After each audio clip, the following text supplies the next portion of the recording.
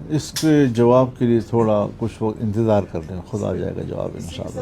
صاحب یہ بتائیے کہ کل آپ نے افغان سفیر کی دعوت میں گیا، وہاں بڑی آپ نے مانی خیر اور بہت اچھی تجاویز بھی دی حکومت پاکستان کو، اس پر کوئی عمل ہوتا ہوا نظر آیا؟ دوسرا سوال یہ بھی لے لیجیے کہ اسمبلی میں آپ کی اسپیچز پہ جو سینسرشپ لگ رہا ہے وہ ختم ہو جائے گا یا ابھی جاری رہے گا سلسلہ؟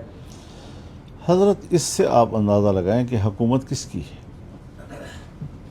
جمہوری حکومتوں میں حضرت پارلیمنٹ جو ہے وہ پوری قوم کی نمائندہ ہے، اور اس میں اگر حکومت بینچوں کی آواز آپ تمام نشریاتی اداروں کے ذریعے سے ملک تک پہنچانا چاہتے ہیں، عوام تک پہنچانا چاہتے ہیں، تو اتنا ہی برابر کا حق اپوزیشن کے ممبران کا ہے۔ وہ آپ پہ تنقید کر رہے ہیں، قوم کو سننا چاہیے کہ وہ کیا تنقید ہو رہی ہے۔ اگر وہ اسٹیبلشمنٹ پہ اس سے شکایت کر رہی ہے، بیوروکریسی سے شکایت کر رہی ہے، ملک کے کسی گوشے سے اگر کوئی ایسے مسائل آتے ہیں جس پر اپوزیشن بات کرنا چاہتی ہے، آپ اس کی آواز کو دباتے ہیں، اس کا معنی یہ ہے کہ حکومت سیاستدانوں کی نہیں ہے، یہ عوام کے نمائندے نہیں ہے۔ اصل حکومت اسٹیبلشمنٹ کی ہے، وہی نظام چلا رہی ہے، اور جب آپ بات کریں گے تو وہ کہیں گے تو ہمارے خلاف بول رہے ہیں، تو ہمارے خلاف بول رہے ہیں۔ بابا ہم اس حکومت کے بارے میں بات کرنا چاہتے ہیں، لیکن ایک بات طے کرنی ہے کہ ملک کو آئین کے مطابق چلانا ہے یا ایک ادارے کی طاقت سے چلانا ہے۔ مولانا صاحب آپ سے ایک بڑی اہم یہ سوال کرنا چاہتا ہوں صرف کہ ابھی تک صوبوں کے حوالے سے آپ نے بڑی اہم گفتگو کی ہے، ابھی تک آپ کے ساتھ کسی قسم کا رابطہ ہوا صوبوں کے حوالے سے؟ اور آپ کیا چاہتے ہیں ڈیبیٹ کہاں ہو، پارلیمان کے اندر یا پہلے پارلیمان سے باہر سیاسی جماعتوں کے درمیان ہو، صوبائی اسمبلیاں کریں، ڈیبیٹ فورم کیا ہونا چاہیے؟ میرا تو بس اس حد تک چلتا ہے کہ میں لیڈر آف دی اپوزیشن سے کہوں کہ وہ ایک APC بلا لیں، اور اگر کوئی رکاوٹ ہے ان کے سامنے تو پھر ہمیں اجازت دے دیں، ہم بلا لیں گے، لیکن کم از کم کوئی ایک فورم ایسا ہونا چاہیے کہ جس پر مختلف لوگ بیٹھ کر اپنی رائے دیں، اپنی گفتگو کریں، اور ملک کے جو حالات ہیں، زمینی حقائق ہیں، اس کو سامنے رکھتے ہوئے اس کا تجزیہ ہونا چاہیے۔ اور بہتر یہ ہے جو میں نے تجویز کیا تھا کہ پارلیمنٹ کا یا قومی اسمبلی کا ایک ان کیمرہ اجلاس بلا لیا جائے، اور حکومت باقاعدہ تمام ایوان کو یہ بتائے کہ پاکستان کہاں کھڑا ہے۔ میرے مغربی سرحدات بند ہیں، مشرقی سرحدات میرے بند ہیں، چائنا کے ساتھ ہمارا کاروبار بند ہیں، ہم نے ان کی انویسٹمنٹ ضائع کی ہے، تو آج ہم ان کو درخواست کر رہے ہیں کہ $170 ارب جو ہے وہ ہمیں معاف کر دو۔ وہ ہماری درخواست کو مسترد کر رہا ہے کہ نہیں معاف کریں گے ہم۔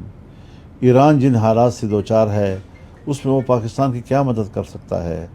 تو اس طرح پاکستان کو محصور بنا دیا ہے، ایک محصور ریاست میں اس وقت پاکستان کے عوام جو ہے وقت گزار رہے ہیں۔ پتہ نہیں کتنے کتنے میل ادھر سے بھی ٹرک کھڑے ہیں، ادھر سے بھی ٹرک کھڑے ہیں، پھل ضائع ہو گئے، سبزیاں ضائع ہو گئیں، اور جو ڈیورن لائن کے ساتھ یا ہمارے فاٹا کے علاقے کے جو تاجر لوگ ہیں جن کے کاروبار کا انحصار صرف اور صرف افغانستان پر ہے، کوئی دوسرا طرف نہیں ہے، تو ان بیچاروں نے کون سا گناہ کیا ہے کہ ان بیچاروں کا سارا کاروبار ہی ٹھپ ہو گئے ہیں، وہ بیچارے در بدر پھر رہے ہیں، بچوں کے لیے فکر مند ہیں۔ تو یہ ساری چیزیں ایسی ہیں کہ اس پر ہمیں باقاعدہ پارلیمنٹ کو بھی بلانا چاہیے۔ اگر وزیر اعظم صاحب پارلیمانی لیڈرز کو ان کیمرہ بلا کر ان سے بات کر سکتے ہیں تو پارلیمان کو بلا کر ان سے بات کیوں نہیں کر سکتے؟ ان کیمرہ رہے، محفوظ کرے، کوئی ریکارڈنگ اس کی نہ ہو، لوگوں کو آزادی سے بولنے دے، خود بھی کھل کر بات کرے ہمارے سامنے، تاکہ ایک سنجیدہ ماحول کے اندر جذبات سے بالاتر ہو کر حقائق کی بنیاد پر اس کو زیر بحث لایا مولانا جا صاحب سکے. آپ کے حالیہ بیانات میں جس طرح آپ نے اسٹیبلشمنٹ تنقید کا نشانہ بنایا، اس کے بعد پاکستان تحریک انصاف کے لیے راہیں کھلنا شروع ہو گئی. سہیل افریدی صاحب کے انٹرویوز بھی میڈیا پہ چلنے لگے، عمران خان کو جو ہے منتقل کیا گیا اسپتال کرنے کی بات ہوئی. تو کیا یہ جماعت علماء اسلام کا خوف تھا یا وجہ کچھ اور ہے؟ اور ساتھ ہی خیبر پختونخوا کے حوالے سے آپ نے بات کی، وہاں پر لشکروں کی باتیں ہو رہی ہے، عوام کو لشکر بنانے کے لیے طرح سے اکسایا جا رہا ہے. تو اگر عوام نے یہ سب کچھ کرنا ہے تو پھر یہ ادارے کہاں پر ہے اور صوبائی حکومت کہاں پر ہے؟ اسی وجہ سے میں نے یہ ضرور کہا ہے اور اب بھی میں اپنے موقف پہ قائم ہوں کہ اگر آپ لشکر بنائیں گے، ایک تو یہ ہے کہ لوگ خود لشکر بنا لیں. اب جب ایک گاؤں ہے یا ایک علاقہ ہے جہاں فوج بھی نہیں جا رہی، ان کو تحفظ نہیں دے رہی، پولیس بھی نہیں جا رہی، ان کو تحفظ نہیں دے رہی، اور ان کے اوپر یہ مسلح گروہ جو ہیں وہ آ کر دعویٰ بول دیتے ہیں یا ان علاقوں پہ قبضہ کر لیتے ہیں، تو لوگ اگر اپنے طور پر کوئی مزاحمت کرتے ہیں وہ تو ان کی مجبوری ہو سکتی ہے. لیکن جب حکومت کی طرف سے لوگوں کو ترغیب دی جاتی ہے تو یہ اصول ہمارے نزدیک ٹھیک نہیں ہے. ہم نے دیکھا ہے بنگلہ دیش میں 1971 میں جب ایک طرف مکتی واہنی بنی تھی عوامی لیگ کے نگرانی میں، اور دوسری طرف البدر اور الشمس کی تنظیمیں بنی تھی، پاکستانی فوج کا شانہ بشانہ ہو گئی، تو بنگلہ دیش تو بن گیا اور فوجیں تو آ گئیں، انڈیا کی بھی چلی گئیں اور پاکستان کی بھی واپس آ گئیں. لیکن حسینہ واجد کی آخری حکومت تک بھی جماعت اسلامی کے لوگوں کو اور البدر اور الشمس کے لوگوں کو پھانسیاں ملتی رہیں جی، وہ دشمنیاں ختم نہیں ہوتی جی. تو یہ تو قبائلی لوگ ہیں حضرات، مقامی لوگ ہیں، وہ لوگ بھی مقامی ہیں، یہاں بھی لشکر کے لوگ مقامی ہیں. وہ جب ایک دوسرے کو قتل کر دیتے ہیں تو وہ تو بدلے پھر پتہ نہیں نسلوں کے بعد بھی لیے جاتے ہیں. تو اس مشکل سے لوگوں کو کیوں دوچار کیا جا رہا ہے؟ اور حکومت کہاں ہے؟ ہمارے جو لا انفورسمنٹ کے جو ادارے ہیں وہ کدھر ہیں؟ اور وہ کیوں ناکام ہو رہے ہیں؟ اور کیوں لوگوں سے کہہ رہے ہیں کہ تم لشکر بناؤ اور تم لشکر بناؤ اور تم لشکر بناؤ؟ اس کا معنی ہے کہ وہ اپنی بے بسی کا اظہار کر رہے ہیں. تو یہ چیزیں ہمارے مد نظر ہیں، ہم سنجیدہ سوالات کر رہے ہیں. ہمارے سنجیدہ سوالات کو تنقید کہا جاتا ہے، تنقید نہیں ہے. یہ ملک ہمارا ہے، ہم پارلیمان کے لوگ ہیں، ہم آئین کے ساتھ کھڑے ہیں، ہم ملک کے نظام کے ساتھ کھڑے ہیں، ہم نے اس کے حلف اٹھائے ہوئے ہیں اور ہم اپنے حلف پر ہم قائم ہیں. یہ تو وہ جواب دیں کہ جنہوں نے حلف اٹھایا کہ ہم سیاست میں حصہ نہیں لیں گے اور پوری سیاست ان کے کنٹرول میں ہے، ذرا انہوں نے اپنا محاسبہ کرنا ہے. مولانا یہ بتائیں، میرا کوشچن یہ ہے کہ جو آپ نے اسپیس کی بات کی، جو مجھے سمجھ آئی ہے کہ اس وقت پولیٹیکل اسپیس جو ہے وہ نہیں ہے. سیکنڈ ٹیئر کی لیڈرشپ آپ کہہ سکتے ہیں پریزیڈنٹ آصف علی زرداری اور میاں شہباز شریف، چونکہ فرنٹ لائن کی جو لیڈرشپ تھی بینظیر بھٹو اور ادھر پرائم منسٹر سابق پرائم منسٹر نواز شریف. اگر آپ ان کیمرہ اجلاس میں APC بلوا بھی لیتے ہیں، پرائم منسٹر آف پاکستان آپ کو بریفنگ دے بھی دیتے ہیں، لیکن وہ جو آئین پہ عمل درآمد ہے اور پھر جو سیاسی سپیس ہے، کیا وہ سیاسی سپیس مل جائے گی؟ یہ ایک پیج پہ آ جائیں گے آپ لوگ؟ نہیں، ایک کوشش تو ہو، یہ تو نہیں کہ ہم گھروں میں ہاتھ پہ ہاتھ ڈال کے بیٹھے ہیں. کوشش تو ہو.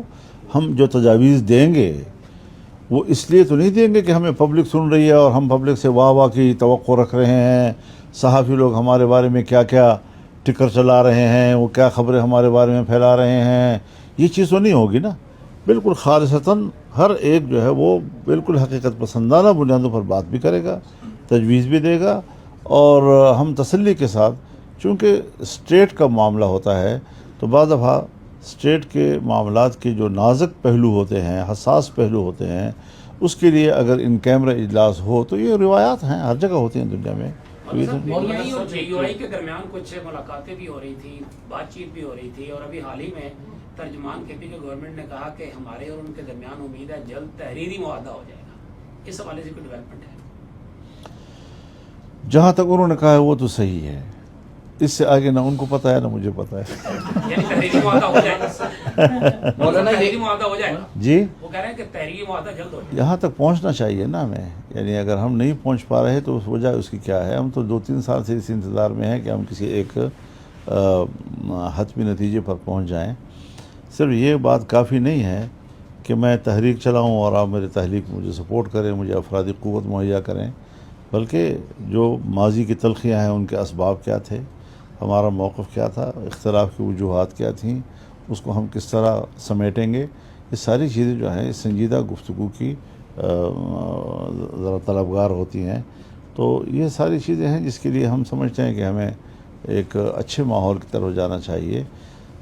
اس میں کوئی شک نہیں ہے کہ پی ٹی آئی اور جے یو آئی کے درمیان تلخیوں کا جو ایک دور گزرا ہے وہ ہمارے عمومی مزاج کے مطابق نہیں تھا، لیکن بہرحال ایک حادثہ سمجھیا جو بھی ہوا اب چاہتے ہیں کہ ایک معمول کے مطابق حالات لائیں. اختلاف بھی ہو، اختلاف دوسری پارٹیوں سے بھی ہوتا ہے. مولانا محسن نقوی کا بیان آپ نے سنا ہوگا.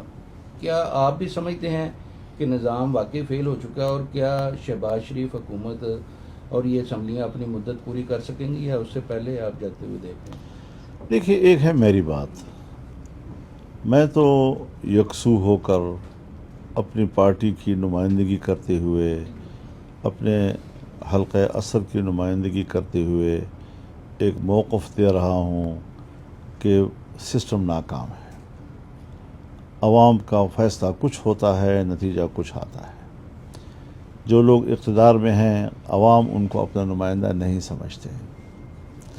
پاکستان میں ملک کے داخلی معاملات کے حوالے سے ان کی کارکردگی زیرو ہے، اور وہ صرف اپنے آپ کو قوم کے سامنے بطور حکمران ظاہر کرنے کے لیے پھر بیرون ملک کے ریڈ کارپٹ پر انحصار کر رہے ہیں.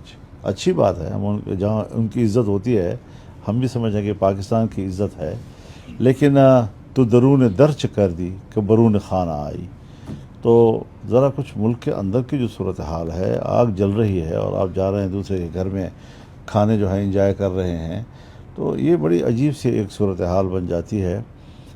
یہی وجہ ہے کہ سسٹم جو ہے وہ بہرحال اس وقت پاکستان میں نہیں ہے. جمہوریت نہیں ہے، آئین نہیں ہے، قانون نہیں ہے. صرف ایک شخص یا اس کا ادارہ، وہی اب ملک کا آئین، وہی ملک کا قانون، اسی کی زبان قانون، اسی کا فیصلہ قانون. اس طرح ملک کیسے چلے گا جی؟ اچھا مولانا صاحب، حیدر شرازی جی ہیں اس سے. مولانا صاحب، اصلاحی پہلو کے لیے کیونکہ پورے ادارے کو ٹھیک کرنا یا نظام کو ایک ساتھ ٹھیک کرنا بڑا مشکل ہوتا ہے. ایک ایک سٹیپ لے لیا جائے کہ کوئی خرابی کرتا ہے اس کی نشاندہی کرتے ہوئے آپ آگے بڑھیں تاکہ آہستہ آہستہ ہم بہتری کی طرف جائیں. آپ نے حالیہ دنوں میں انسٹیٹیوشن میں ایک مخصوص افسر یا ایک جرنل کا ذکر کیا جو آپ کی پارٹی کے خلاف منظم پروپیگنڈا کرتا رہا یا مہم چلاتا رہا. تو ادھر ہی سے اگر شروع کر لیا جائے، وہ کون سا افسر تھا جس نے ایسا کیا، اور تاکہ ہم ادھر ہی سے کیا اس کے پیچھے پورا ادارہ تھا یا وہ ذاتی حیثیت میں آپ کے خلاف مہم چلا رہا تھا؟ تو کون سے لوگ تھے، وہ کون سا افسر تھا؟ کیونکہ وہ مخصوص ہے، اگر ادھر اس سے پہلو بہتری کا نکل آئے تاکہ باقی ادارہ بھی جی ہاں، ٹھیک ہے. اس کا بہترین پہلو یہی ہے کہ بس بات ختم ہو چکی ہے، اور جو کچھ انہوں نے کیا وہ بھی گزر گیا، جو ہم نے کیا وہ بھی گزر گیا، اور اب بہتری کی طرف یہ پہلا قدم ہے، دوسرا قدم آگے بڑھائیں گے. مولانا صاحب، سہیل افریدی صاحب نے بنو میں خطاب کیا. انہوں نے کہا کہ میں جیسے ہی پشاور جاؤں گا تو یہ جو فوجی چوکیاں ہیں پشاور میں ساری، ان کو ختم کر دوں گا. تو کیا آپ اس بیان یہ سوال مجھ سے کرنے کا ہے یا ان سے کرنے کا ہے؟ آپ اس بیان کی تائید کرتے ہیں کیا؟ حضرت، میں نے جو آپ کو زمینی صورتحال بتائی ہے وہ کافی ہے. کیوں آپ ایک پارٹی کو اور اس کی شخصیت کو سامنے لا کر تبصرہ کروانا چاہتے ہیں؟ تو میرے خیال میں سیاسی جماعتوں کے ایک دوسرے کے قریب آنے کا وقت ہے، نہیں کہ ہم ان کی کچھ کمزوریوں کی نشاندہی کر کے ان کے خلاف کوئی معاملات کریں. ملک کو ٹھیک کرنا ہے تو ہمیں کچھ مثبت راستے اختیار کرنے ہیں. صاحب، یہ جو انہوں نے ابھی بیان